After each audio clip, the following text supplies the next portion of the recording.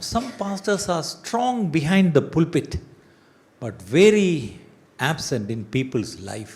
പുൽപ്പിറ്റിൻ്റെ ഇപ്പുറത്ത് പാസ്റ്റർ ഭയങ്കര പ്രസംഗകനാണ്, പക്ഷേ മനുഷ്യരുമായിട്ട് ഒരു ബന്ധവുമില്ല. ഞാൻ ചില മെഗാ ചർച്ചസ് കണ്ടിട്ടുണ്ട്.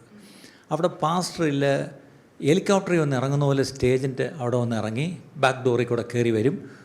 അവിടെ നല്ലൊരു പെർഫോമൻസ് കാഴ്ചവെച്ചിട്ട് അദ്ദേഹത്തിൻ്റെ ബൗൺസേഴ്സ്, എന്താ അവർ പറയുന്നത്, ബ്ലാക്ക് കാറ്റ്സിനെ പോലെ 2-3 ഗുണ്ടകൾ കാണും. അവർ ഇദ്ദേഹത്തെ ബാക്കിൽ കൂടെ റാഞ്ചി എടുത്തുകൊണ്ട് പോയി കാറയിട്ട് അങ്ങോട്ട് പോകും.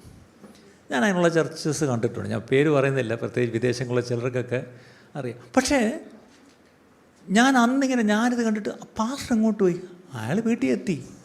ദേ are very strong behind the pulpit but absent in people's lives.